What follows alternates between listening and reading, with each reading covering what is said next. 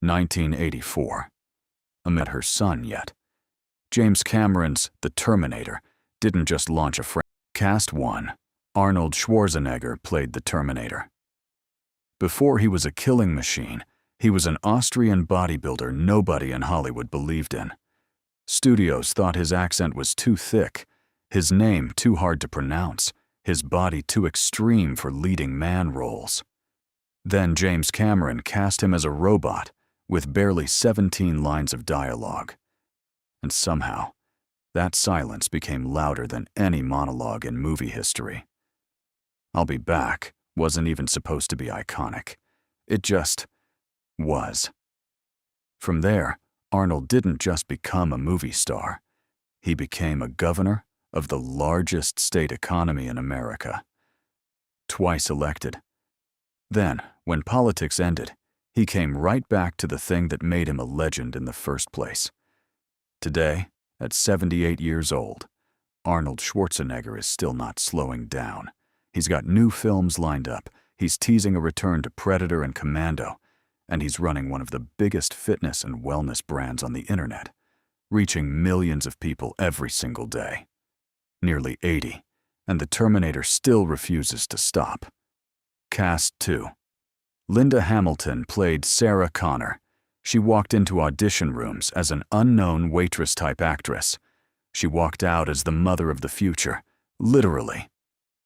Sarah Connor started the film screaming and running, and by the time the credits rolled, she was already becoming the toughest woman in action movie history. By the sequel, she was doing pull-ups with a rifle and terrifying audiences into silence. But here's what nobody talks about. Linda Hamilton has spent her later years doing something almost more radical than fighting killer robots. Aging exactly how she wants to. No fillers. No Botox. No chasing an impossible youth. "This is the face I've earned," she said. And Hollywood, an industry obsessed with erasing wrinkles, didn't know what to do with that kind of honesty. Now 69 years old, she just stepped back into the spotlight in a major Netflix series after years away from the screen, proving one thing loud and clear: Sarah Connor never actually left the fight. She just chose when to come back. Cast 3. Michael Biehn played Kyle Reese. He was the soldier who traveled through time with nothing but a jacket and a mission: protect a woman he'd never met, and somehow fall in love with her along the way. Kyle Reese should have made Michael Biehn a household name overnight, and for a while, it looked like it would.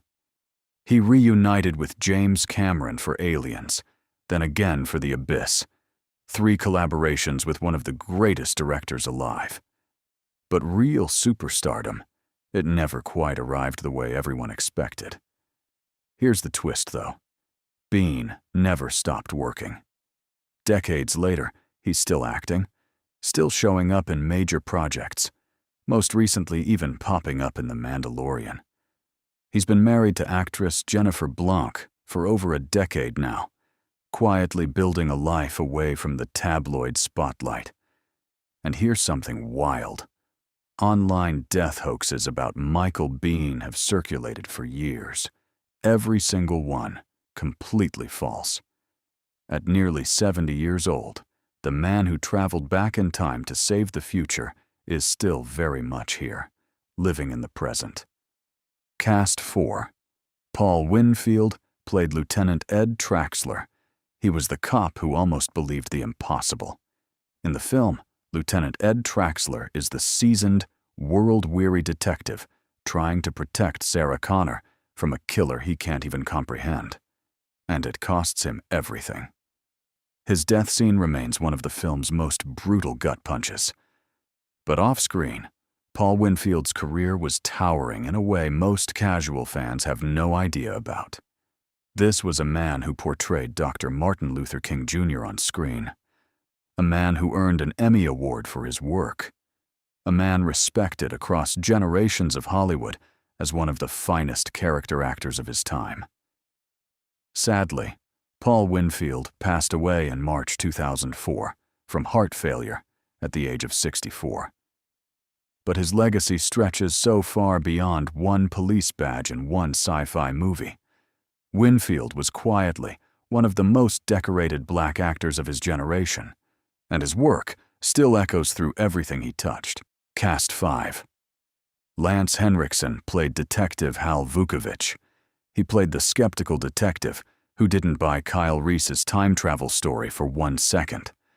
But Lance Henriksen's real story is stranger and far more inspiring than anything written into that script. Before Hollywood, before becoming a genre icon as Bishop in Aliens, Henriksen experienced homelessness as a kid. He didn't learn to read until he was 30 years old. He taught himself using scripts, one word at a time, just to survive in an industry built on words. Think about that for a second. A man who couldn't read scripts learned to read BI acting in them. Today, Lance Henriksen is 86 years old, and he is still working, still acting, still creating ceramic art, still one of the most respected faces in science fiction and horror.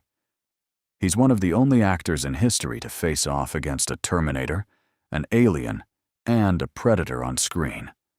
6 decades in the industry, and he's nowhere near done. Cast 6. Earl Boen played Dr. Peter Silberman. He was the smug, arrogant psychiatrist who was so sure Kyle Reese was delusional, and so completely, catastrophically wrong. Dr. Silberman became such an iconic piece of the franchise that Earl Boen reprised the role not once, but across 3 separate Terminator films, watching his character get humiliated by Sarah Connor over and over again. But here's what most fans never knew. Boen had one of the busiest, most versatile voice acting careers in Hollywood, lending his voice to everything from Kim Possible to World of Warcraft to the Monkey Island video games. Generations of kids grew up hearing his voice without ever knowing his face. Sadly, Earl Boen passed away in January 2023 at the age of 81 after a battle with stage 4 lung cancer. He died peacefully at home, surrounded by the legacy of over 250 credits across film, television, and games, a career most actors could only dream of. Cast 7.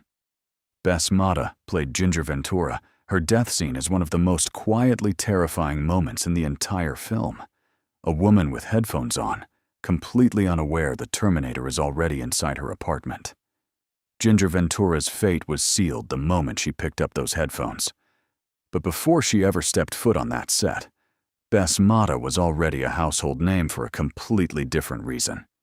She was the aerobics instructor who basically invented TV workout culture in the early 1980s, putting fitness television on the map before it was even a genre. After the Terminator, she didn't disappear. She kept performing, kept singing, kept acting on stage for decades. In fact, she went on to win a prestigious Los Angeles Theater Award for her portrayal of Judy Garland, proving there was a whole career, a whole artist, hiding behind one unforgettable horror movie death scene. Cast 8. Bill Paxton played the punk leader Blue Hair, a tire tread tattoo across his face, and about 90 seconds of screen time before he becomes the very first human killed by the T-800. Nobody watching in 1984 could have guessed that this punk with attitude would go on to become one of the most beloved actors of his generation. Bill Paxton reunited with James Cameron again and again.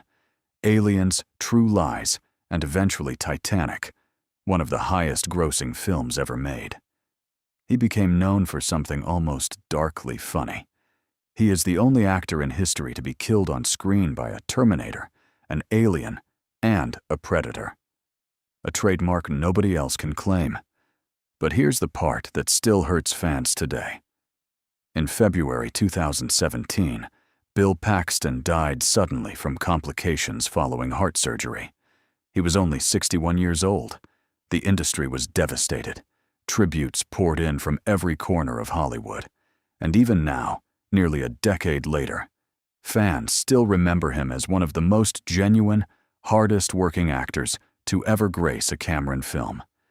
Gone far too soon.